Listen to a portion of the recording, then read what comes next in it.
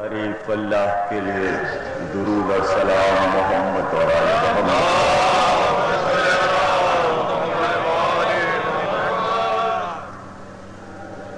अशरे मुहर्रम 1407 हिजरी इस अज़खानी की तकरीर शशु आप हज़रात समाप्त कर रहा है। बुजुर्गान, जैसा कि आपको इल्म है, कुरान और असमत पाक का मज़हब है।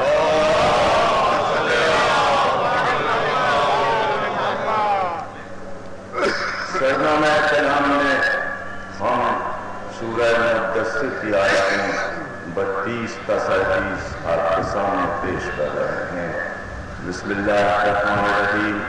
कल्ला वल क़मर वल्लैलि इज़ अदबरा वस्सुब्हि इज़ा अस्फरा इन्नहा लइहदल कुबर नज़ीरन लिलबशर लिमन शाअ मिनकुम अन यतक़द्दमा औ यतअख़्ख़र।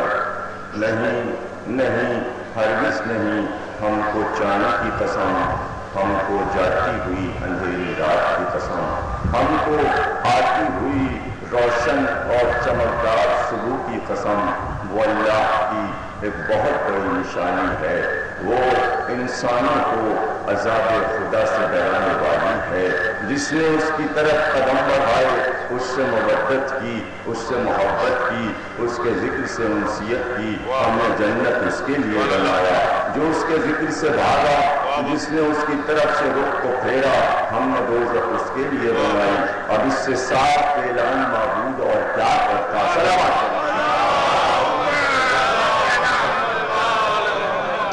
हम और आप क्या हैं? हम क्या इकरार करेंगे कि हमें रसूल की बेटी से कितनी उनसियत है और कितनी मोहब्बत है। ये जो शर्त लगाई कि मोहब्बत करो मेरी बेटी से, तो आप समझे भी ये सिर्फ आपके लिए शर्त नहीं है, ये तो बड़ी आसान शर्त आपको दे दी गई। आइम्मा ताहिरीन के लिए इससे ज्यादा मुश्किल शर्त रखी गई। बताया आपको क्या शर्त है? वहां क्या शर्त है? वहां शर्त ये है कि जिसको मार्फते ज़हरा न हो उसको इमामत नहीं मिल सकती। इस जुमले की अजमत को समझें। जब तक के मार्फत हासिल न कर ले ज़हरा की, वो मनसबे इमामत नहीं पा सकता। उसमें अली भी शामिल है, और तो सब बेटे हैं उनके, वो अफजल है ज़हरा से। अली मर्तबे में ज़हरा से अफजल है, बहैसियत मर्द भी अफजल है, बहैसियत इमाम भी अफजल है। लेकिन शर्त वहां भी है कि उनको भी मार्फते ज़हरा हासिल करनी है, और अंदाज हमको यही नजर आता है।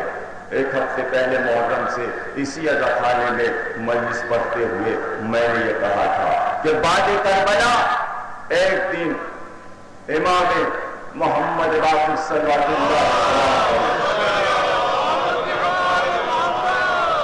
खामोश बैठे थे सहने खाना में।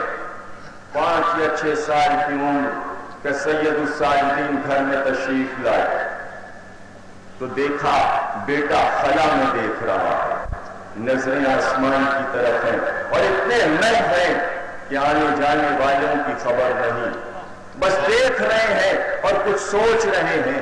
करीब गए, का बेटे इस उम्र में इतना तजस्सुस, इतनी फिक्र, मेरे लाए क्या सोच रहे थे? क्या सोच रहे थे बेटे? उठकर खड़े हो गए। का बाबा बस ये सोच रहा था कि मेरी दादी की उम्र 18 साल की थी, और कुल 18 साल की उम्र में मेरी दादी ने कितनी मुसीबतें उठाई, बस इसका तसव्वुर कर रहा था। तो बेख्तियार कहा, बेटा सोचो, जितना सोच सको दादी के बारे में सोचो। इमाम को हुक्म दे कि ज़हरा के बारे में फिक्र करो, तो हम और आप कहाँ हैं? तो अगर हम 10 दिन ही ये फिक्र पेश कर दें कि ज़हरा का मर्तबा क्या है, तो हमारे लिए ये सआदत होगी कि हम कुछ चीजें महफूज करवा दें इस उन्वान पर। देखिए, हम जो उन्वान रखते हैं یہ سوچ کر رکھتے ہیں کہ یہاں تشنگی ہے. اور آپ ہمارے عنوانات میں یہی انداز پائیں گے کہ جو کوئی نہیں بولا وہ ہم بولیں، جس نے ابھی اس کام کو کامل نہیں کیا ہم کوشش کریں. ابھی ہم نے 10 تقریریں جناب فاطمہ پر کرنے کا ارادہ کیا، آج ہم 6ٹھی منزل تک پہنچ گئے، اور انشاءاللہ اب آنے والے اشروں میں آپ سنیں گے کہ 10 تقریریں ہم صلح حسن پر کریں گے. بڑا شکوہ ہے لوگوں کو کہ حسن پر کچھ نہیں بولا جاتا. ایک تقریر حسن پر ناممکن ہو جاتی ہے، لیکن ہم نے یہ فیصلہ کر لیا کہ مدد ادھر سے ہوگی، ہم 10 کر سکتے ہیں حسن پر. صلوات پڑھیے.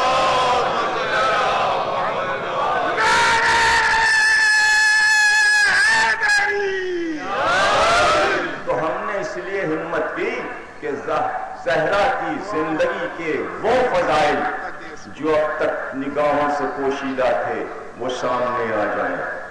اور کیا کہنا ان کی عظمت کا کہ جب مولا کائنات اپنے اصحاب سے یہ کہیں کہ جس دن سے رسول نے تسبیح فاطمہ دی فاطمہ کو تو میں ساتھ تھا، وہ دن اور آج کا دن میں نے کبھی تسبیح فاطمہ پڑھنا ناغہ نہیں کیا. دیکھیے کون کہہ رہا ہے؟ مولا کائنات تسبیح فاطمہ پڑھیں. یہ کوئی بڑی بات نہیں ہے کہ علی تسبیح فاطمہ پڑھیں. بڑی بات تو وہ تھی کہ جو کل ایمان تھا، جو فاتح خیبر تھا، جو فاتح بدر و حنین تھا، اس نے زہرا کے آنچل پر سجدہ کیا. صلوات پڑھیے گا. زہرا کا آنچل علی کی جانماز بن گئی، یعنی کل ایمان فاتح خیبر سجدہ کرے زہرا جیسی بیوی کے دامن پر جو صاحب عفت ہو، جو صاحب عصمت ہو، جو پاک و پاکیزہ ہو. اور پھر رسول کا یہ کہنا بیٹی جو افضل ترین انسان تھا اس عہد کا میں نے مجھ سے بیاہ کیا تھا. رخصت کرتے ہوئے کہا زہرا حکم الہی تھا، اگر علی نہ ہوتا تو تیرا کفن نہ ہوتا. علی کو اللہ نے پیدا اس لیے کیا کہ میرے گھر بیٹی پیدا کرنے والا، تیرا کفن پہلے بنا دیا، تیرا جوڑ پہلے پیدا کر دیا. اب یہ عظمتیں ہیں دونوں کے لیے، یہ ان کے لیے باعث عظمت، وہ ان کے لیے باعث عظمت. کل تک کی تقریر میں میں نے اپنے موضوع کو یہاں تک سمیٹا کہ زہرا کے دادا کا ذکر ہو جائے، دادی کا ذکر ہو جائے، باپ کا ذکر ہو جائے، ماں کا ذکر ہو جائے، علی کے باپ کا ذکر ہو جائے، علی کی ماں کا ذکر ہو جائے. اب ہم سب کا ذکر کر چکے. اب رشتے کے موضوعات میں آج کی حد تک جو موضوع آ رہا ہے وہ یہ موضوع ہے کہ زہرا کا شوہر تھا کیسا. اور کل کی تقریر میں یہ ہوگا کہ زہرا کے بیٹے تھے کیسے اور ماں نے پالا کیسے. کل بیٹے، اور اس کے بعد 8 اور 9 کی تقریر، اور اس میں بھی آپ دیکھیں گے کہ وہ ایک کون سا موضوع بچ رہا ہے اس میں متعلق ہے جو فاطمہ زہرا سے، وہ آج تو آئے گا اور وہ میں ابھی نہیں بتاؤں گا. اور شہادت پوری، اور شہادت کا پورا واقعہ رب کے ساتھ شب عاشورہ کے سامنے پیش کروں گا، اس کو میں نے اب تک نہیں پیش کیا. اور اس طرح ہم اپنے موضوعات کو زہرا سے متعلق جو قرآن میں، حدیث میں اور تاریخ میں ہیں ہم اسے مکمل کریں گے. اپنی حد تک ہم میں کہاں اتنی ہمت ہے کہ ہم سارے فضائل پڑھ سکیں. مولا کا یہ کہنا کہ میں نے تسبیح نہیں چھوڑی، غور کیجئے بات چھوٹی سی ہے، اتنا ہی کہا نا کہ جب سے رسول نے بتایا میں نے تسبیح فاطمہ پڑھنا نہیں چھوڑی. کتنا چھوٹا سا جملہ ہے، لیکن عظمت اب اجاگر ہوگی تسبیح فاطمہ. اس نے راوی نے پلٹ کر پوچھا مولا صفین کی لڑائی نہیں؟ اب صفین کی لڑائی سمجھے، میں صفین کی لڑائی کے بارے میں سمجھا سکتا نہیں اس وقت. پچھلے سال میں 4 معصومین میں مختار نامہ پڑھتے ہوئے مختار کے حالات میں پوری صفین کی لڑائی پڑھ چکا، تو اس وقت تو پڑھنا نہیں ہے اس کو، لیکن ایک جملہ کہتا ہوں. صفین کی وہ واحد لڑائی ہے کہ 17 راتیں علی نے دونوں ہاتھوں سے پوری رات تلوار چلائی ہے، یعنی اتنے مصروف ہیں علی اس لڑائی میں۔ لیلۃ الحریر کی جنگ، اس کا نام لیلۃ الحریر اس لیے پڑا ان راتوں کا کہ دشمن کتوں کی طرح چیخ رہا تھا علی کے زخم کھا کر، علی کے وار سے کتوں کی طرح دشمن چیخ رہے تھے، اس لیے لیلۃ الحریر اس کا نام پڑ گیا لڑائی کا۔ وہ راتیں جس میں دونوں ہاتھوں سے تلوار چلا، اور وہ کہتا ہے کہ کیا صفین کی لڑائی میں بھی تسبیح فاطمہ پڑھنا آپ نہیں بھولے؟ تو غصے کے عالم میں کہا ہاں ہاں خدا تجھ پر لعنت کرے، اس رات بھی گھوڑے پر بیٹھ کر تسبیح فاطمہ نہیں بھولا۔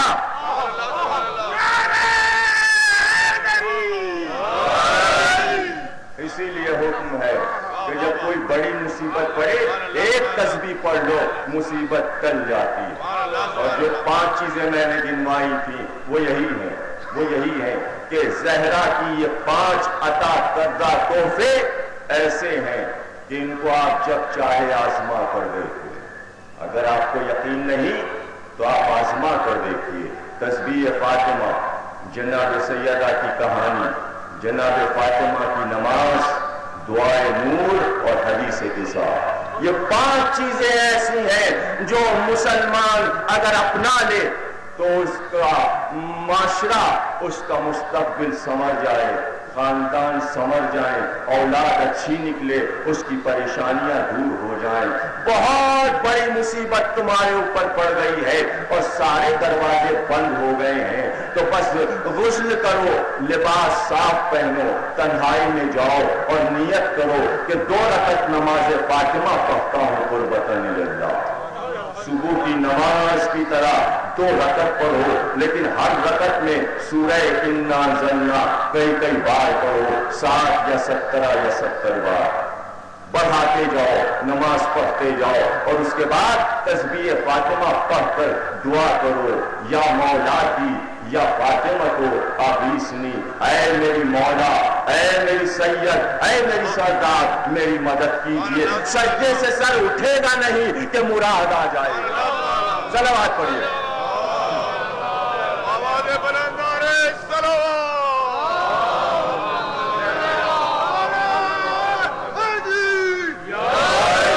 یہ ہے جناب فاطمہ اور ان کے گھر کی عصمتیں، ساری فضیلتیں سمٹ کر زہرا کے گھر میں آ گئی، ساری فضیلتیں سمٹ کر زہرا کے گھر میں آ گئی۔ مائدہ اترا تو اس گھر میں، ملک کپڑے لے کر اترا تو اس گھر میں، وہی لے کر آیا تو اس گھر میں، وہی اترے یہاں، مائدہ اترے یہاں ملک کپڑے لے کر اترے، اور یہ سب کچھ دیکھ کر دشمنوں کے چہرے اترے۔ صلوات پڑھیے۔ وہ گھر ہے، وہ در ہے کہ آپ حیران رہ جائیں گے، آپ حیران رہ جائیں گے۔ حکم دیا دروازے سارے بند ہو جائیں مسجد کے، اب کوئی صحن مسجد نبوی میں نہیں آ سکتا، دروازے بند ہونے لگے۔ اور ایک صحابی نے کہا کہ میں ایک کھڑکی بنا لوں؟ کہا نہیں۔ کہا اچھا اتنا بڑا سوراخ کر دوں کہ جھانک کر دیکھوں کہ آپ نماز پڑھانے آ گئے یا نہیں؟ کا حکم الہی یہ ہے کہ سوئی کے برابر بھی سوراخ نہیں کر سکتے۔ سن لیا نا آپ نے؟ اب عباس بن عبد المطلب کہتے ہیں کہ ایک بار میں صحن مسجد میں نکلا یہ دیکھنے کے لیے کہ کس کے دروازے بند ہو چکے اور کس کے کھلے ہیں، تو عبداللہ تو کہتے ہیں عباس بن عبد المطلب کہ میں نے زہرا کے دروازے پر دیکھا کہ زہرا اپنے، دیکھیے الفاظ جو ہے روایت کے لفظ پر لفظ پڑھ رہا ہوں، کوئی فرق نہیں ہے، وہیں سے لفظ اٹھا رہا ہوں۔ عباس بن عبد المطلب کہتے ہیں میں نے دیکھا کہ زہرا اپنے دروازے پر دونوں بچوں کو لیے ہوئے شیرنی کی طرح بیٹھی ہیں۔ دروازے بند ہو چکے، سب کے دروازے بند ہو چکے۔ عباس آگے آئے کہ زہرا دروازے سب کے بند ہو گئے، تم شیرنی کی طرح بچوں کو لیے کیوں بیٹھی ہو؟ کا انتظار میں رہتی ہوں کہ بابا آئے تو پوچھوں میرے لیے کیا حکم ہے، بابا آئے تو میں پوچھوں کہ میرے لیے کیا حکم ہے۔ اور باپ آ گیا، زہرا اٹھ کر کھڑی ہو گئی. کہا بابا میرے لیے کیا حکم ہے؟ کہ یہ حکم امت کے لیے تھا، تو صاحب امت ہے.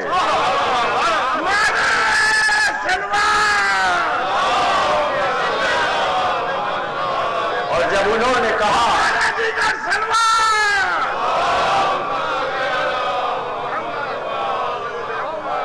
اب کسی کے دروازوں کا نشان نہیں ہے مسجد نبوی میں، دیکھ کر آیا ہوں، زیارت کر کے آیا ہوں، کسی کا نشان نہیں ہے. زہرا کا دروازہ آج بھی ہے، اس لیے کہ وہ دروازہ نہ ہو تو ذریعے رسول میں جا نہیں سکتے. وہی ہے زہرا کا دروازہ. آج تک وہ دروازہ کھلا ہوا ہے، اور جب تک گنبد خضرا باقی ہے اور باقی رہے گا انشاءاللہ، اس وقت تک زہرا کا دروازہ بھی برقرار رہے گا، اسے کوئی بند نہیں کر سکتا. وہ دروازہ کھلا رہے گا. اور جب ذہن کی کھڑکیوں میں فکر زہرا کی روشنی پہنچ کر ایک نیا دروازہ کھولتی ہے تو یہ دروازے اتنے کھلے ہیں کہ اس دروازے کی برکت یہاں تک پہنچ رہی ہے. ذکر بند کر سکتے ہیں، ذکر کو گھٹا سکتے ہیں، لیکن ذہنوں میں جو درد کی موجیں پہنچا کر زہرا نے ایک جگہ بنا لی، ایک دروازہ کھول دیا، اس کیف کو وہی سمجھ سکتا ہے جو معرفت زہرا رکھتا ہے، جو ان سے محبت رکھتا ہے. تو جناب زہرا کی شادی افضل ترین انسان سے ہو. کل شادی پڑ چکا، اور اب آگے بڑھ جاؤں کہ شوہر کیا تھا زہرا کا، اور زہرا اپنے شوہر کے لیے کیا تھی. تو پہلے یہ بتا دوں، کل جملے کہے تھے میں نے کہ پیغام لے کر وہ بھی آئے، وہ بھی آئے. اب یہ وہ اور وہ میں آپ خود نام سمجھ لیجیے. نہ ہم نام لیں گے نہ نام لینے کی ضرورت ہے. تاریخ میں نام دونوں کے لکھے ہوئے ہیں. دونوں آئے، دونوں بیٹھ گئے، رسول نے کوئی جواب نہیں دیا. تو اب یہ بات طے ہو گئی کہ اس وقت اس قابل تھے یہ کہ شادی ہو سکتی تھی. یعنی عمروں کا کتنا فرق ہے. اگر 40 سال کے بھی ہوں گے تو ظاہر ہے کہ زہرا 9 سال کی، لیکن 15 برس کے بعد جو 40 کے ہیں وہ 55 کے ہو جائیں گے، اور جو 50 کے ہیں وہ 65 کے ہو جائیں گے. تو اس وقت اگر علی نے اپنی 7 سال کی بیٹی بیاہ دی تو بڑا فرق ہو جائے گا. لیکن رسول نے بزم سے اٹھا کر بتایا کہ اس گھر کی بیٹی تمہارے گھر نہیں جائے گی. دیکھیے یہ اشارے جو ہے آپ ہی سمجھ سکتے ہیں. اور جنگ نے یہ طے کیا ہے اخبار نے کہ ہم ہر سال یہ چھاپیں گے ضرور، لیکن ہمارے لیے یہ ضروری ہے کہ ہم تردید کریں، یہ ہمارا فرض بنتا ہے. اس لیے کہ دامن ہمارا پکڑا جائے گا محشر میں کہ محبت کا دعویٰ کرتے تھے لیکن دشمنوں کی اس بات پر تم نے کوئی رد بھی پیش کی یا راضی تھے اس پر؟ راضی تھے ظالم کے ظلم پر. اگر راضی تھے تو اس کے ساتھ انجام، اور اگر تم نے اقرار کر لیا تو آؤ ہمارے ساتھ انجام. تو ہم نے اعلان کر دیا، آپ کو اس اعلان میں شامل کر لیا اور اس عذاب سے بچا لیا کہ جو گالی علی پر پڑ رہی ہے اس میں آپ شریک نہیں، اور آپ اس بات سے خوش ہیں کہ اس کا انکار کیا جائے اور ثبوت دیا جائے. اب آئے عبدالرحمن بن عوف اور انہوں نے کہا میرے پاس اتنی دولت ہے، اتنی جاگیر ہے، میرے ساتھ اپنی بیٹی کا عقد کر دیجیے. دولت کی لالچ دیتا ہے. ایک مٹھی خاک اٹھائی، دامن میں ڈال دی، کا دیکھ کیا ہے؟ زر و جواہر چمکنے لگے، لال و یاقوت چمکنے لگے. کا دولت کی لالچ نبی کو دلا رہا ہے. کیا ہم دولت مند گھرانے میں اپنی بیٹی کی شادی کرنا چاہتے ہیں؟ ارے جس کی ماں کی دولت اتنی کہ پورا عرب پل گیا، سینکڑوں بیٹیوں کی شادی ہو گئی، اس کے لیے کہتا ہے اٹھ جا، نکل جا،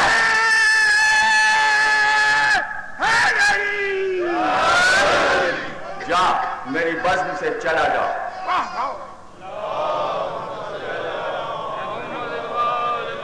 اور جلال کے عالم نے کہا اب کسی مدینے میں کسی شخص کی زبان پر میری بیٹی کا نام نہ آئے. درد کی ایک ربائی سناتا ہوں اور عجیب ربائی. یعنی رسول چاہتا کیا ہے دولت مند سے شادی کرنا نہیں چاہتا تو پھر چاہتا کیا ہے؟ اب اس ربائی میں چھپا ہوا ہے کہ کیا چاہتا ہے، اور ہر اخ کو اس ربائی کے معیار پر پرکھ لیجئے گا۔ پیغام نبی کی دختر کا لانے کو بہت سے لائے تھے، پیغام نبی کی دختر کا لانے کو بہت سے لائے تھے، منظور کسے احمد نے کیا یہ پوچھو حیدر والوں سے۔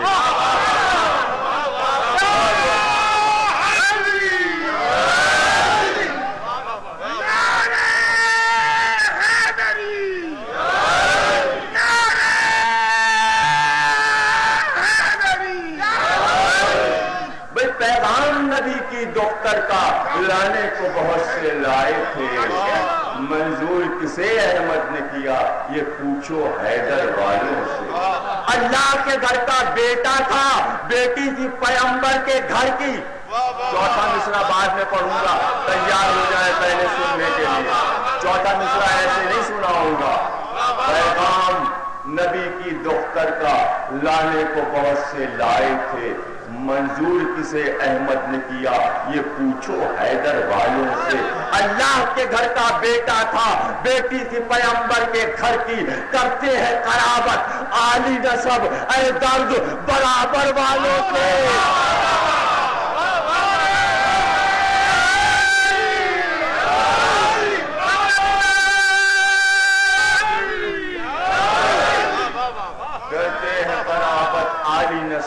اے درد برابر والوں سے۔ تو اب جہاں برابر والا نہ نظر آئے سمجھ لو اب تو نہیں ہوا۔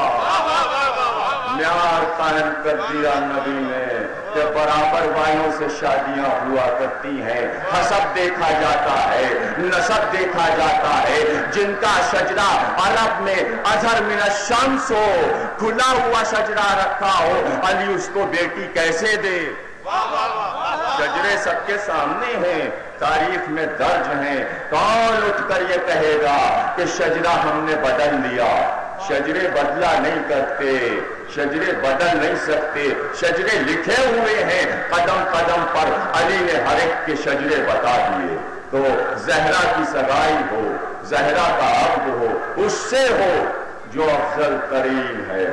ناز کیا شہزادی نے، ناز کیا شہزادی نے، کب؟ فدق کا خطبہ دیتے ہوئے۔ توحید، پھر نبوت، پھر قرآن کی تعریف، ملک کی تعریف، وحی کی تعریف، اور اس کے بعد شوہر کی تعریف شروع کی۔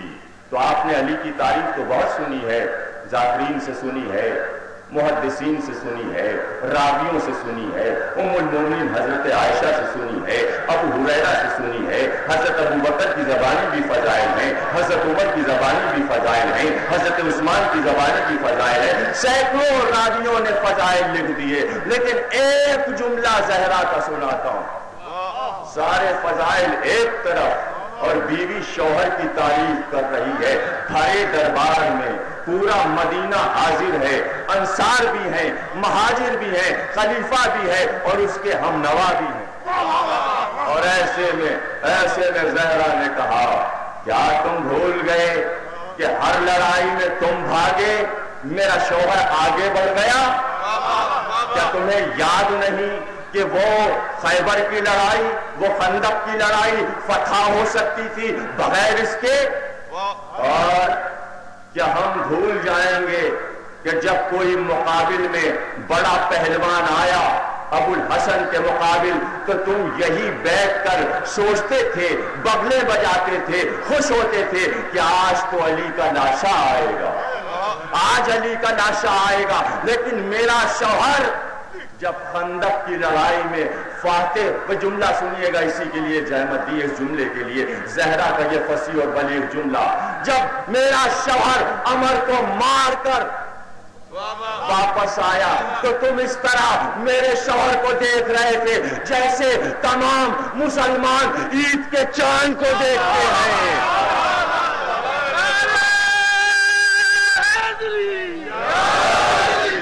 جیسے چاند کو دیکھتے ہیں، تم خندق کے میدان میں میرے وارث کو دیکھ رہے تھے، میرے سرتاج کو دیکھ رہے تھے۔ 4 ہجری کی لڑائی ہے جناب یہ، بدر، احد اور پھر خندق۔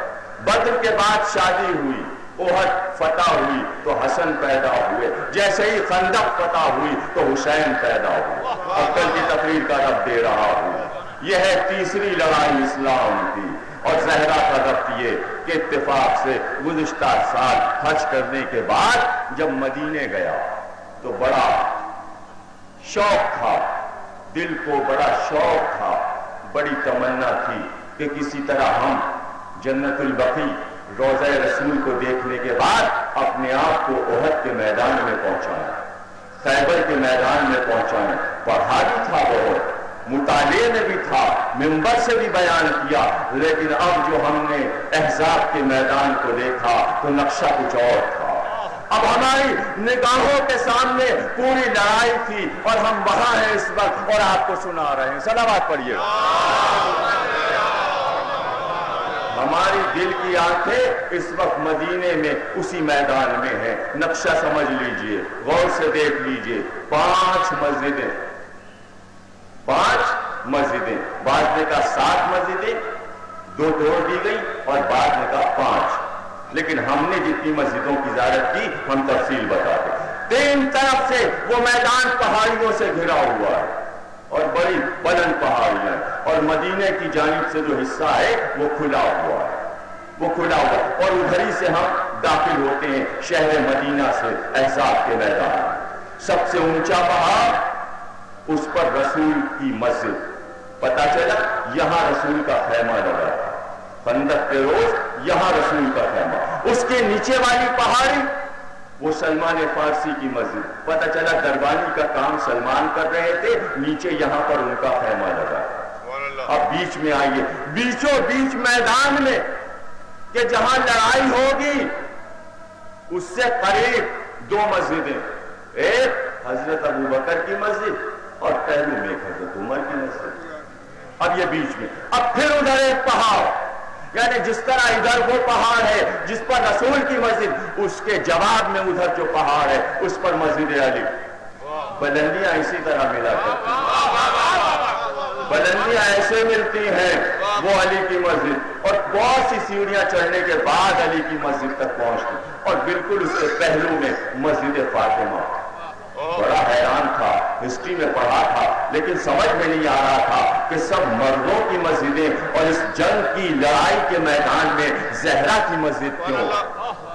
ہسٹری میں تلاش کیا، پتا چلا تو سمجھ میں بات آئی کہ یہاں فاطمہ کی مسجد کیوں بنی۔ اب یہ نقشہ آپ کی سمجھ میں آ گیا۔ تو اب 1400 سال پیچھے جائیے، آج جہاں مسجدیں ہیں 1400 سال پہلے وہاں خیمے لگے اور ادھر ادھر لشکر پڑا ہوا تھا۔ اب یہ نقشہ آپ کے ذہن میں رہے، یہ مسجدیں جو ہیں اس وقت بنی کہ جب ترکیوں کی حکومت سعودی عرب پر تھی، سمجھے نا، یعنی اب سعودی حکومت ہے، ریاض کے تھوڑے سے لٹیرے گاؤں کے قذاب ڈاکو بادشاہ بنے۔ اس سے پہلے ترک بادشاہ کا قبضہ تھا عرب پر، اور ان لوگوں نے یہ مسجد بنوائی۔ اب نہیں معلوم کس فرقے سے وہ تعلق رکھتے تھے، کس مذہب سے تعلق رکھتے تھے، لیکن اتنی بات سمجھ میں آئی کہ رسول کی مسجد بنائی تو پیچھے کی دیوار میں کوئی روشن دان نہیں رکھا، سلمان کی مسجد کے پیچھے پشت پر کوئی روشن دان نہیں رکھا، علی کی مسجد میں پیچھے کی دیوار میں کوئی روشن دان نہیں رکھا، فاطمہ کی مسجد میں پیچھے کی دیوار پر کوئی روشن دان نہیں رکھا، صرف ایک ایک دروازہ ہے، لیکن درمیان میں جو 2 مسجدیں ہیں پیچھے کی دیوار میں 3 سوراخ بڑے بڑے بنے ہوئے۔ شاید ترکی یہ بتانا چاہتے تھے کہ بھاگنے کا راستہ بھی دیکھو۔ اب مجھے نہیں معلوم کہ بھائی یہ پیچھے کے ہول اور سوراخ کیوں بنائے گئے، لیکن اب سعودیوں کے سمجھ میں تو کچھ آیا نہیں، ورنہ اینٹیں لگا کے سوراخ بند کر دیتے، کھلے ہوئے اس لیے کھلے رکھتے ہیں کہ گرمی بہت عرب میں ہوتی ہے تو ان 2 مسجدوں میں تو کم از کم ٹھنڈی ہوا آیا کرے تو ہے۔ اب وہاں یہ ہے کہ صاحب 2 رکعت نماز ہر مسجد میں پڑھنی پڑتی ہے، ہر مسجد میں۔ اب میں کیا کہوں، کہ کہاں کون سی نیت کر کے پڑھنی چاہیے. بھائی نمازیں دو طرح کی ہیں، نمازیں دو طرح کی ہیں، ایک نماز مودت ہے، ایک نماز برات ہے. یہ آپ ہی سمجھ سکتے ہیں، ہر ایک نہیں سمجھ سکتا، لیکن نماز پڑھنا ہر جگہ ضروری ہے اور سب پڑھتے ہی بارہ. اب وہ 1400 سال پہلے جائیے پیچھے، خیمے لگے ہوئے، مدینہ چھوڑ کے رسول یہاں آ گئے، لشکر آیا ہے، جنگ کا نام ہے احزاب. احزاب کے معنی ہے کہ حزب مخالف کی جتنی پارٹیاں ہیں سب اکٹھا ہو گئی. پاکستان میں تو ہر 5 سال کے بعد یہ ہوتا ہے نا، ایک پارٹی کمزور ہوئی بس سر اقتدار آئی، اب ساری پارٹیاں ایک اور ایک طرف. اس سے پہلے وہ کیا تھا، وہ جو بنا تھا وہ تھا، اب کیا چیز ہے، اور پھر ابھی مار دیے. تو یعنی یہ پارٹیاں جو ہے یہی ہوا تھا 1400 سال پہلے 4 ہجری میں. سارے یہودی پارٹیاں، ساری کافروں کی پارٹیاں، ابو سفیان کا لشکر، عمر کا سر، سارے حزب اختلاف ایک جگہ جمع ہو گئے. اس لیے جنگ کا نام احزاب ہے. سارے احزاب آ گئے اور رسول اکیلا. 4 ہجری، 4 برس گزرے ہجرت کو اور صاحب آ گئے میدان میں. اور جب وہاں آئے تو اب ایک بات بڑی نئی ہوئی. لشکر پڑا ہوا تھا دشمن کا، لاکھوں کا لشکر دور تک بکھرا پڑا تھا. جہاں رسول کے خیمے لگے ہوئے تھے تو کہا کہ ایسا کرو سلمان فارسی، یہ جگہ جو کھلی ہوئی ہے اس میں خندق کھود دو. چوڑی چوڑی خندقیں کھود دی گئی. تو لوگوں نے بڑے حیرت سے دیکھا، پہلی بار عرب کی لڑائی میں خندق کھودی تھی، اس لیے اس کا نام جنگ خندق بھی پڑ گیا. تو لوگوں نے کہا کہ رسول کے ساتھ ایک ایرانی ہے، ایران کا دستور ہے کہ لڑائی میں خندقیں کھودی جاتی ہیں، یہ ضرور اس ایرانی نے رسول کو مشورہ دیا. دیکھیے حدیث میں یہاں تک آ گیا کہ رسول کو مشورہ دیں سلمان، حالانکہ حکم الہی سے نبی نے کہا کہ خندق کھودو. اب سب نے مل کر خندق کھودی صاحب. اب آپ کچھ سوچئے کہ عرب کی گرمی، دھوپ، روزے سے رمضان کا خندق کھود گئی. حضور نے کہا اس لیے خندق کھدوا دی کہ دشمن رات کو شخون نہ مار سکے. اب اتنی چوڑی خندقیں ہیں، تھام کر کہاں آ سکتا ہے دشمن. لیکن جب صبح نمودار ہوئی تو ایک بار عمر ابن عبد ود، وہ جو ان کا سردار ہے اور بڑا پہلوان ہے، گھوڑے کو لجام کو کھینچ کر اب جو جست کی نقشہ یاد ہے نا آپ کو، رسول کا خیمہ، سلمان کا خیمہ، ان کا خیمہ، ان کا خیمہ، اور علی کا خیمہ اور فاطمہ کا خیمہ. اور اس نے جو جست کی تو گھوڑا ٹھیک رسول کے خیمے کی تناب کے پاس روکا اور اس کے ساتھ 5 پہلوان اور ٹوٹ کر آ گئے. دیکھا رسول نے خندق کھدوائی اور کہا دشمن پھان کے نہ آ سکے. دشمن تو آ گیا پھان، خندق کو پھان لیا، ساتھیوں کو بھی لایا اور اس کے بعد کیا کام کیا، نیزے کو اپنے اٹھا کر رسول کے خیمے پر چبھو دیا اور کہا سنو، للکارا اس نے، سنو میں آ گیا.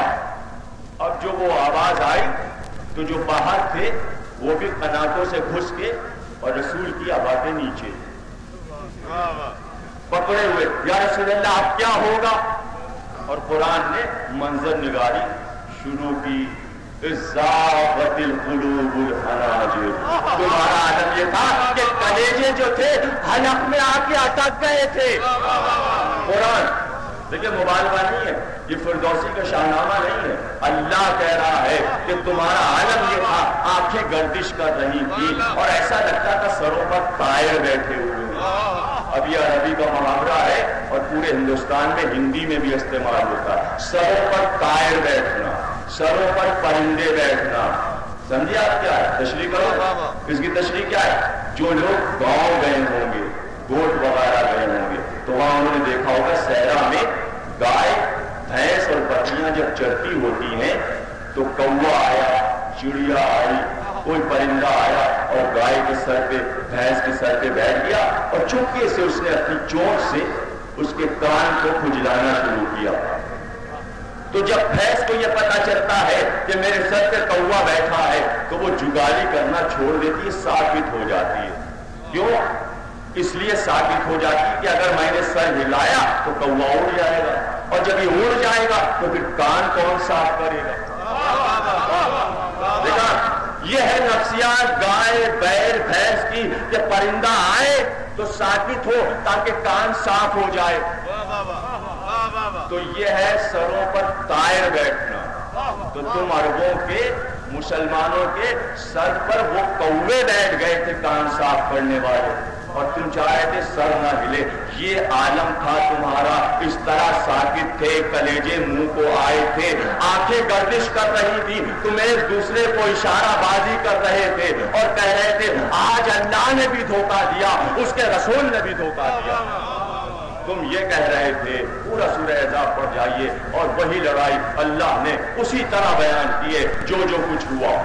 عجیب سورہ ہے یہ. اب صاحب وہ آ گئے اور اس نے کہا سنو، تمہارا عقیدہ یہ ہے کہ تم دشمن سے اگر لڑو تو دشمن کو اگر مارو، مجھ کو مارو تو جنت میں جاؤ گے، میرے ہاتھ سے قتل ہو جاؤ تو جنت میں جاؤ گے، مجھ کو مارو گے تو غازی بنو گے، میرے ہاتھ سے مرو گے تو شہید مرو گے، شہادت پر بھی جنت، غازی بننے پر بھی جنت. کیوں نہیں آتے؟ آؤ نکلو. دیکھیے کیا اس نے دین کے عقیدے کو للکارا. بھائی آؤ نا، مار کر بھی جنت لے لو، مر کر بھی جنت لے لو. جنت پر یقین ہوتا جب نکلتے نا. ابھی تو یقین نہیں آیا کہ مارنے اور مر جانے پر جنت ملے گی. یقین ہوتا تو آج 4 ہجری میں عمر کے بلانے پر کوئی تو آتا. لیکن یہاں رسول نے کیا کہا؟ کون ہے، ایک جملہ، کون ہے جو اس کتے کی زبان کو جا کر پتا کر دے؟ پوری تاریخ رسالت میں کسی کے لیے ایسا جملہ رحمت للعالمین نے استعمال نہیں کیا. یہ واحد مقام ہے کہ جہاں دشمن کو کہا کہ اس کتے کی زبان کو جا کر کوئی پتا کر دے. سمجھے بھی آپ کیوں نہیں کہا؟ کیوں نہیں کہا؟ اس لیے نہیں کہا کہ دشمن جب بھی آیا مقابل آیا. یہ وہ دشمن ہے جس نے رسول کے خیمے پر حملہ کر دیا، کتا ہے. جو عصمت سرا تک پہنچے وہ کتا ہے، وہ شمر ہو یا عمر ساتھ. کربلا کے خیمے رسول کے خیمے ہیں. ایک حدیث دے دی کہ تاریخ میں جب کبھی بھی زہرا کے در تک کوئی ہتھیار لے کر آئے گا وہاں تک آئے گا عصمت سرا تک. تو عمر کو جو کہا ہے بھائی حدیث رسول سند، اور اس کے بعد آواز دی پہنچ جائے گا. لیکن چھوڑیے، جو بھی آئے جب بھی لڑائی ہو پہلے رسول سے یہ پوچھیں، پہلے رسول سے یہ پوچھیں بھائی یہ خندقیں کیوں کھدوائیں یا رسول اللہ؟ آپ نے تو کہا تھا شکون دشمن نہ آ جائے، اور دیکھیں دشمن تو آپ کے خیمے تک آ گیا. تو کون کہتا ہے کہ میں نے دشمنوں کے لیے کھدوائی؟ کون کہہ رہا ہے کہ میں نے دشمنوں کے لیے خندق کھدوائی؟ یا رسول اللہ بتائیے جلدی کیوں کھدوائی؟ کہ اس لیے کھدوائیں یہ خندقیں کہ یہ ہمارے ساتھی بھاگ کر نہ جا سکے، یہ نہ بھاگے. ان کے لیے کھدوائی دشمن کے لیے.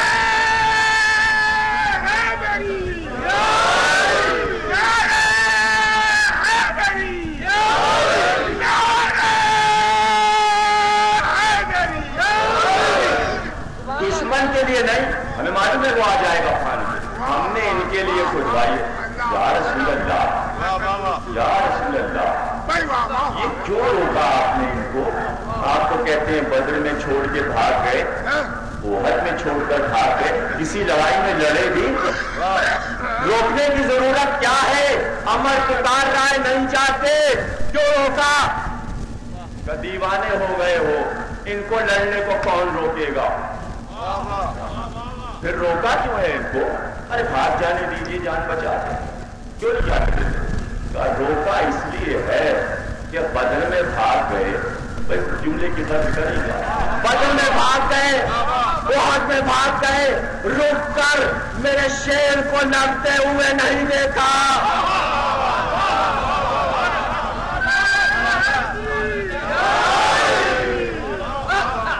آج روکا اس لیے دیکھو کل ایمان کل کفر سے لڑتا کس طرح ہے، اس لیے روکا ہے۔ میرے شیر کی لڑائی دیکھو اس لیے تمہیں روکا ہے۔ اچھا روک لیا اور روک کر اب اعلان کیا کہ اس کے مقابل کون جائے گا؟ تو کہاں تو وہ کہہ رہے ہیں اس کے مقابل کون جائے گا، اور کہاں وہ یہ کہہ رہے ہیں یا رسول اللہ اس کے مقابل کون جا سکتا ہے؟ کیوں نہیں جا سکتا؟ ارے حضور ایک بار میں جس قافلے میں تھا اس قافلے میں یہ بھی تھا، جس قافلے میں میں تھا یہ بھی ساتھ تھا۔ ڈاکوؤں نے حملہ کر دیا اور جو حملہ کیا تو یا رسول اللہ اتنا بہادر اس نے اونٹ کے بچے کو اٹھا کر سپر بنا لیا۔ بس میں رسول نے بیٹھ کر دشمن کی مدح، تو چاہتا یہ ہے نبی کہ سب سورماؤں کی مدح بھول جاؤ گے، اس لیے روکا ہے کہ دشمنوں کی تعریف کرنا آج سے چھوڑ دو اس لڑائی کے بعد، اس لیے روکا ہے۔ اچھا بیٹھو تم، ہمتیں پست کی جا رہی ہیں۔ دیکھا وہ جو ایک آدھ کے دل میں تمنا رہی بھی ہوگی بیچارے ابو ذر یا سلمان کے، تو ان کی بھی ہمت پست کر دی، لیکن اللہ ابو طالب کا شیر، اس کی ہمت کو کون پست کر سکتا ہے؟ 3 بار پکارا اور 3 بار کا انا لہو، اور ہر بار زانو دبا دیا۔ جب 3 بار حجت پوری ہو گئی اور 4تھی بار آواز دی کہ اب جاؤ۔ دیکھیے ہر لڑائی میں چانس دیا ہے رسول اللہ نے، جاؤ منصب لے لو، وزارت لے لو، خلافت لے لو، جو میں چاہتا ہوں وہ کر لو، پھر سب کچھ مل جائے گا، بغیر شرط کے کچھ نہیں ملے گا۔ آزما کے دیکھا، اب بھیجا، لیکن کیسے بھیجا؟ خیمے میں اپنے ہاتھ سے تیار کیا، شان سے سجایا، جسم پر زرہ پہنائی، کمر میں پٹکا باندھا، چارائی نہ لگایا اور پیروں میں نالین پہنا دی، لیکن امامہ اور کوٹ ہاتھ میں لیے رہے۔ لیکن خیمے میں سجایا سپاہی کو، خیمے میں سجایا کل ایمان کو، اور سجا کر باہر نکلے۔ مجمع باہر آیا، سب کے سامنے چاروں طرف مجمع پر نظر دوڑا کر اب سر پر امامہ باندھا، پھر اس پر ہود رکھا۔ ایک بار سلمان نے کہا یا رسول اللہ پورا لباس فتح کے جوتیاں خیمے میں پہنائی، امامہ باہر آ کے مجمع میں کیوں باندھا؟ کا اس لیے باندھا ہے کہ امامہ ہم عربوں کا تاج ہوتا ہے، میں نے آج تاج خلافت علی کے سر پر رکھ دیا، میرے بعد جوتی پر جھگڑا نہیں ہوگا بلکہ اس پر ہوگا، سب کے سامنے۔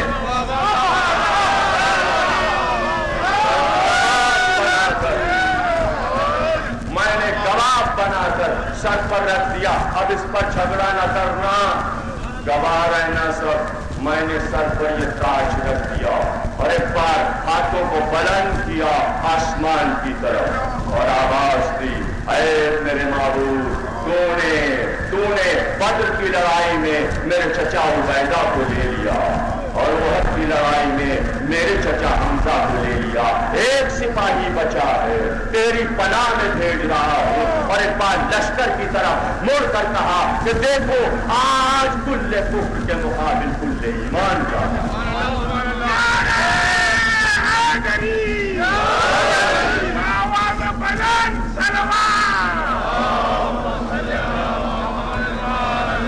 پیدل چلے، واحد لڑائی جس میں پیدل چلے، ہر لڑائی میں گھوڑے پر سوار، لیکن اس میں پیدل بھیجا، پیدل جاؤ عمر کے مقابلے میں۔ مولانا خطیب اعظم حضرت صفت حسن صاحب علی اللہ مقامہ حیدرآباد دکن میں نظام کی مجلس پڑھ رہے، اور نظام کا دستور یہ تھا بڑا سے بڑا ذاکر آئے، اگر نظام کے سمجھ میں کوئی بات نہیں آئی تو وہی ممبر پر ذاکر کو ٹوکتے تھے نیچے سے۔ پہنچ گئے صاحب خطیب اعظم اس منزل پر کہ پیدل بھیج دیا، علی کو رسول پھر بعد نظام نے نیچے سے کہا کیا لشکر اسلام میں کوئی گھوڑا نہیں تھا؟ دیکھیے اگر بیچ سے سوال ہو جائے تو ذاکر گڑبڑا کے رہ جائے، نروس ہو جاتا ہے، اور نہ کہ پھر جواب دے دینا فوراً۔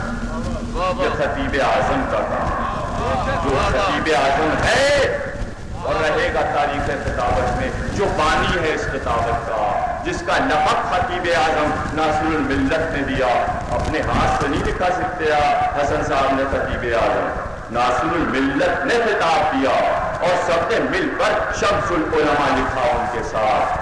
پہلے لقب بچا کرتے تھے علماء کے یہاں سے، اب خود ہی لکھ لینا پڑتا ہے، بانٹنے والے ہی نہیں رہتا تھا۔ کیا کہہ رہے تھے؟ خود ہی لکھ لیں، بھائی لکھنا تو ضروری ہے نا۔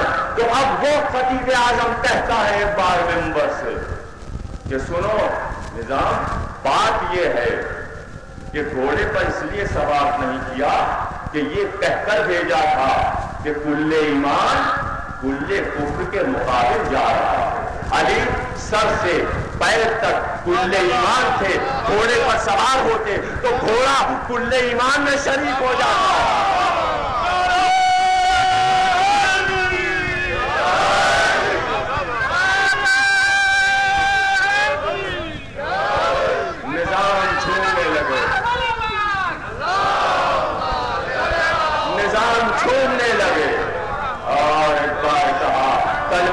آسمان سے آئی تھی، وہاں کی تھی، وہ کل ایمان میں شریک تھی، وہ باتیں بھی کرتی تھی، گھٹتی بھی تھی، بڑھتی بھی تھی، نسلوں کو بھی پہچانتی تھی، وہ بھی کل ایمان ہے۔ کل ایمان کی تلوار ذوالفقار بھی کل ایمان ہے، وہ لگا کر کمر میں بھیجی، اور اب جب چلے تو وہ تو سدھارے میدان جنگ کی طرف، رسول نے رخ پھیرا، خیمے میں آ کے بیٹھ گئے، پردے ڈلوا دی۔ یہ ہے نبوت کا اطمینان۔ ہاتھ نے نشانے پا کچھ اتنا حرم ان کو، چٹکی سے تیر چھوڑا، مٹھی سے کمان رکھ دی، چٹکی سے تیر چھوڑا، مٹھی سے کمان رکھ دی کہ نشانے پر تیر بیٹھ گیا۔ اطمینان ہے، خیمے کے پردے ڈلوا دیے، سلمان پیچھے پیچھے لگے، اور سارے صحابی اب مڑ کر میدان کو دیکھنا نہیں چاہتے، بس ادھر سے پیٹ پھیرے رہو، منہ ادھر رہے، رسول کے خیمے میں سوار ہے۔ رسول ظاہر ہے کہ بتائیے ایک خیمے میں اگر اتنا بڑا بھی خیمہ ہوگا اور 10,000 مسلمان ایک خیمے میں آ جائیں تو گرمی کا عالم، پریشانی کا عالم، الجھن کا عالم، اختلاف کا عالم، رسول نے چاہا ہوگا یہ ہٹیں جائیں تو میں سکون سے بیٹھ تو سکوں، سلمان سے کچھ باتیں تو کر سکوں۔ تو اب سب کو اٹھانے کا طریقہ دیکھیے کیا رسول نے ایجاد کیا۔ خبر سنو، سب سنو، آج جو مسلمان علی کی فتح کی خبر سب سے پہلے لائے گا وہ جنت میں میرے ساتھ سب سے پہلے جائے گا۔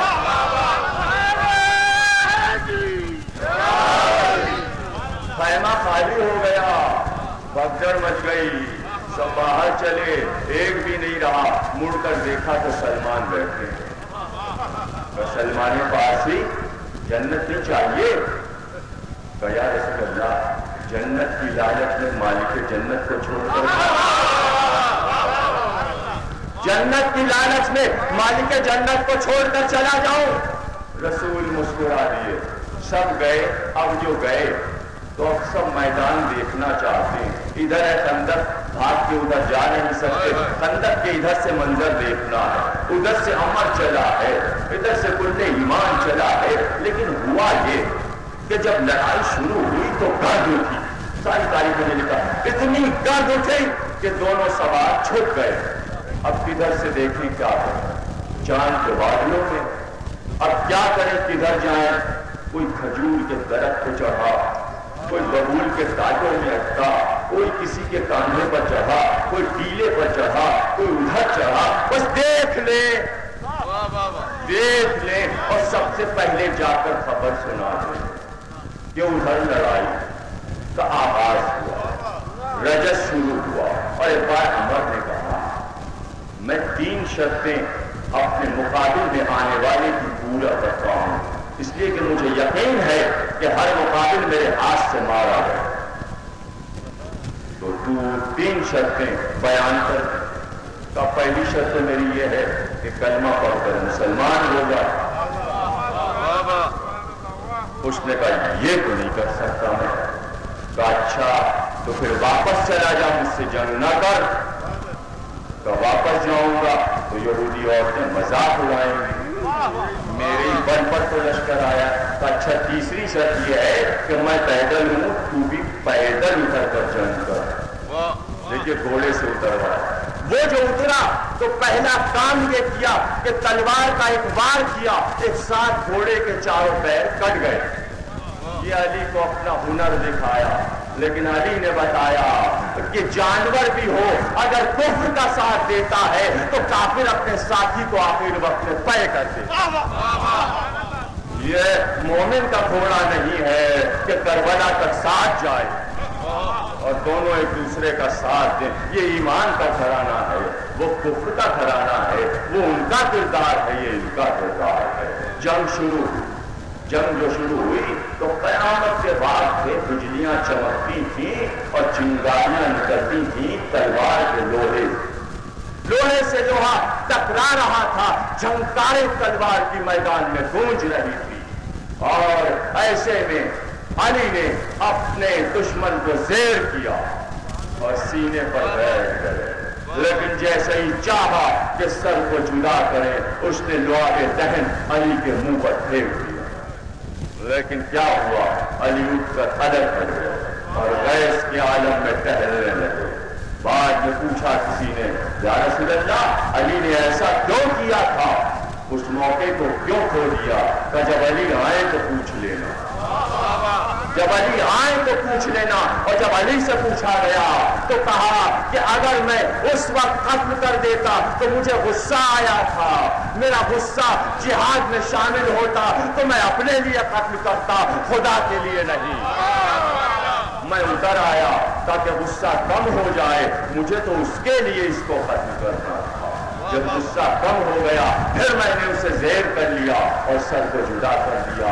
اب جو سر کو جدا کیا تو ذوالفقار سے تازہ لہو کی بوندیں ٹپک رہی تھی. ایک ہاتھ میں ذوالفقار تھی, ایک ہاتھ میں عمر کا سر تھا.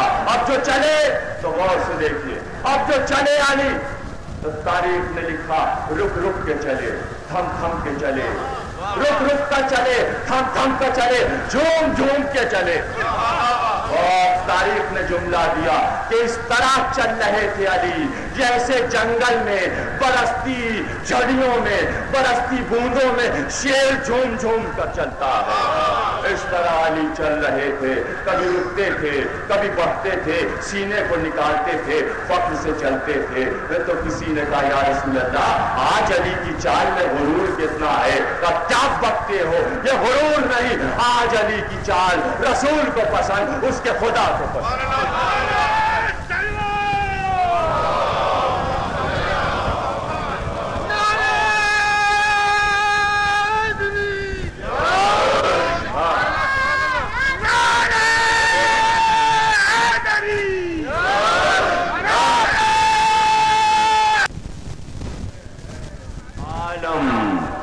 کہ دشمن دیکھ رہا ہے عمر کا سر کٹا تو دشمن پروس پڑ گئے, چہرے اتر گئے. ابو سفیان کا چہرہ دھواں ہو گیا کہ یہ کیا ہو گیا, جس کے بل پر ہم لڑنے آئے تھے وہی سر کٹا کے سو گیا مقتل میں, اب کیا ہوگا. لیکن ادھر علی آ رہے تھے جھومتے ہوئے اور ادھر سب بھاگ رہے تھے رسول کے خیمے کی طرف. علی جیت گئے, ہم نے دیکھ لیا. اب ہر ایک یہ چاہتا ہے کہ پہلے ہم پہنچے. ارے آپ نے غور نہیں کیا بھائی, لکھنؤ کو بدنام ہے, پتا ہے آپ کو لکھنؤ اس لیے بدنام ہے کہ ایک ہی جملہ کہا جاتا ہے صاحب وہاں تو پہلے آپ میں گاڑی چھوٹ جاتا. لکھنؤ جو ہے وہ اس لیے بدنام, قبلہ عجیب قبلہ, بس آپ پہلے آپ, ان کا جی نہیں پہلے آپ گاڑی چھوٹ گئی, مشہور ہے.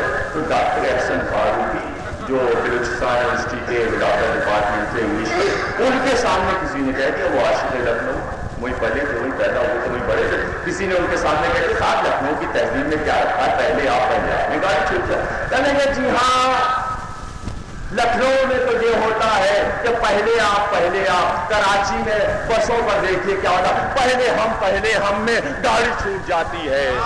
انجام دونوں تہذیبوں کا ایک ہے. وہاں بھی گاڑی چھوٹی، یہاں بھی تو کیوں نہ تہذیب سے گاڑی چھوڑی جائے. بدتمیزی سے ڈبل ایس میں کیوں چھوڑی جائے، ہے نا.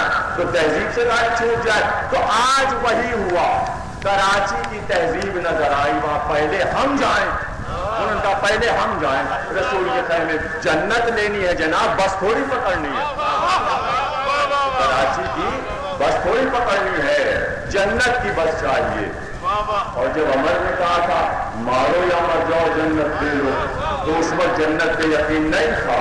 تو دیکھا مہنگی جنت کوئی نہیں لینا چاہتا، اتنی سستی جنت، منظر دیکھا اور جنت لے جائیں گے جنت. اب دیکھیں کیسے ملتی ہے. باغے ایک دوسرے کو دھکا دیتے ہوئے، کونیاں مارتے ہوئے، گراتے ہوئے، ٹنگیاں پھنساتے ہوئے، سب سے آگے، سب سے پہلے. اب جو پہنچے مسند رسول کے قریب، ہانپتے ہوئے، کانپتے ہوئے، سانس اکھڑے ہوئے، یا رسول اللہ مبارک ہو، علی جیت گئے. تو منہ پھیر کر کہا ہاں مجھے اطلاع ملی.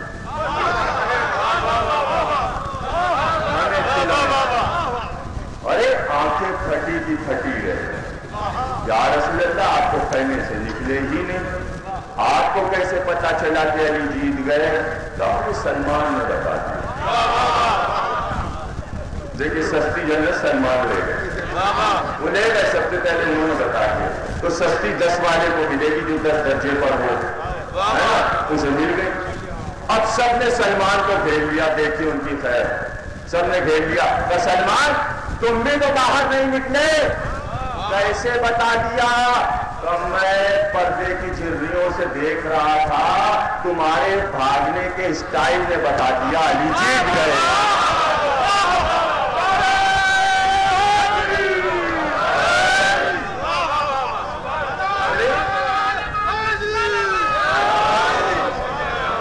بس میں نے فوراً کہہ دیا دیکھیے وہ فوج بھاگی ہوئی آ رہی ہے بھگوڑوں کی، علی جیت.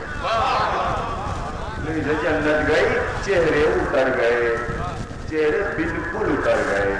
اب جو علی آئے تو اب خیمے کا پردہ اٹھا کر سلمان اور ابو ذر کے پہلو میں ایک آفتاب طلوع ہوا اور ادھر سے مہتاب امامت آ رہا تھا.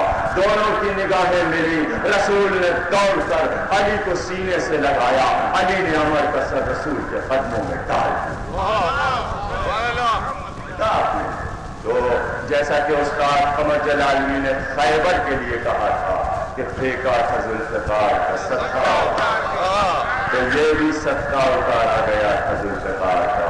ذوالفقار پر کتنے صدقے اتارے گئے. تلوار ہی ایسی تھی اور وہی تلوار کربلا میں تھی. اور میر انیس نے اسی تلوار کی تعریف کرتے ہوئے کہا تھا زیبا قدم جنگ پری وش سے کہنا. اس نے خوبصورت تعریف علی کے تلوار کی رہی ہوئی. اور انیس نے ذوالفقار کو دلہن بنایا، لیکن دلہن بیکار ہے اگر دولہا نہ ہو.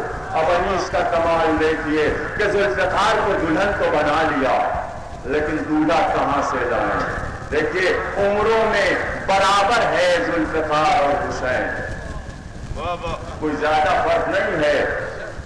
ذوالفقار اور حسین کی عمروں میں زیادہ فرق نہیں ہے. اب انیس کو دیکھیے کہ چل رہی ہے کربلا میں اور حسین لڑائی لڑ رہے ہیں، اور ایک بار دیکھ کر کہتے ہیں زیبا ختم جنگ پری وش سے کہنا.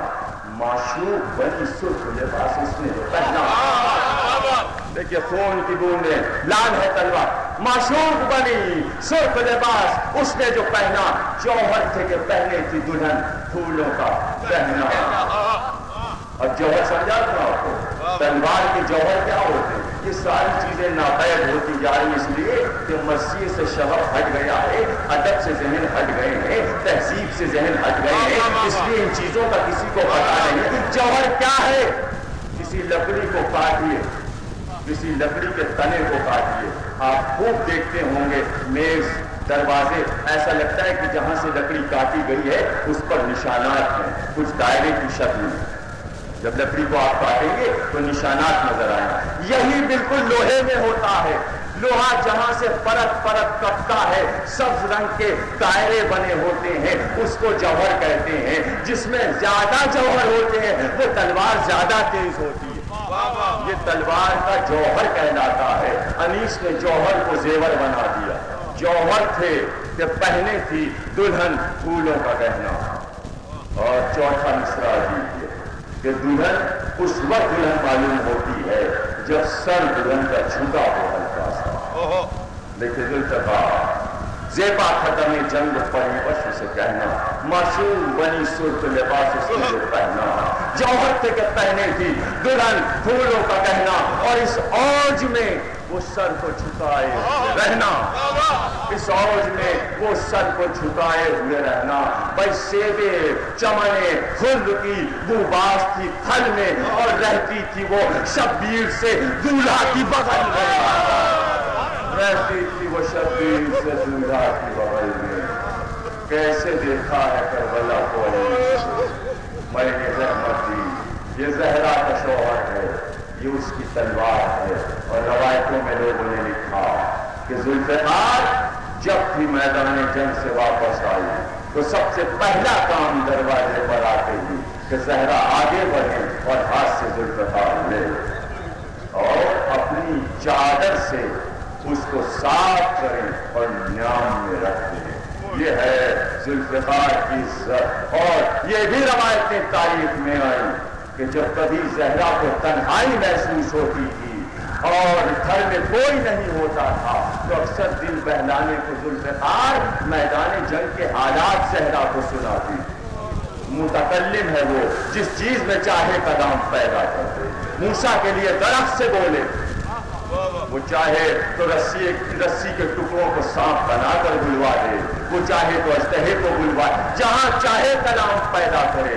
ذوالفقار بولے, زہرا کی بزم میں بولے اور زہرا سے باتیں کرے. اور یہ مسجد احزاب فاطمہ کی مسجد اور تقریر کے آخری جملے. ایک بار مدینے سے چلی سواری پر, خیمہ لگا دیا گیا, رسول کی بیٹی احزاب کے میدان کی جانب آ رہی. خیمے لگ گئے, بنی ہاشم نے تلواریں کھینچ لی ناقے کی حفاظت میں. سواری کو اتارا گیا خیمے میں اور ایک بار حکم دیا علی نے کہ زہرا یہ چاہتی ہیں کہ رسول کے خیمے تک جائیں. پردے تان لیے گئے, چاروں طرف بنی ہاشم تلواروں کے سائے میں لیے ہوئے فاطمہ زہرا کو رسول کے خیمے تک لائے. اور جب اندر آ گئی تو اپنے ہاتھ سے بندھے ہوئے رومال کو کھولا. تو بابا یہ جو کی روٹی پکائی تھی آدھی میں نے کھائی, آدھی بچوں نے کھائی, اور کچھ ٹکڑے آپ کے لیے بھی لے آئے. ایک بار روٹی کے ٹکڑوں کو دیکھا, آنکھ سے آنسو ٹپکنے لگے. کہا بیٹی آج تیسرا پاپا ہے مجھ پر, دیکھو پیٹ پر میں نے پتھر باندھا ہوا ہے. یہ پہلی غذا ہے جو 3 دن کے بعد تیرے ہاتھ کی پکائی ہوئی میں کھاؤں گا. میدان جنگ تک بیٹی آئے, باپ سے اتنی محبت ہے بیٹی کو, اتنا احترام کیوں نہ ہو زہرا کو باپ سے اتنی محبت. اس لیے کہ باپ بھی تو تعظیم کرتا ہے, بیٹی کو دیکھ کر اپنی نشست کو چھوڑ دیتا ہے. یہ ہے عصمت زہرا محبوب کی نظر میں, علی کی نظر میں, ذوالفقار کی نظر میں اور رسول کی نظر میں. یہ ہے عصمت زہرا. تقریر خاتمے پر پہنچ گئی. بے شک اس میں کوئی شک نہیں کہ جو لڑائی احزاب میں علی نے لڑی, کربلا کے کئی بہادروں نے اس لڑائی کا منظر دوبارہ دکھایا.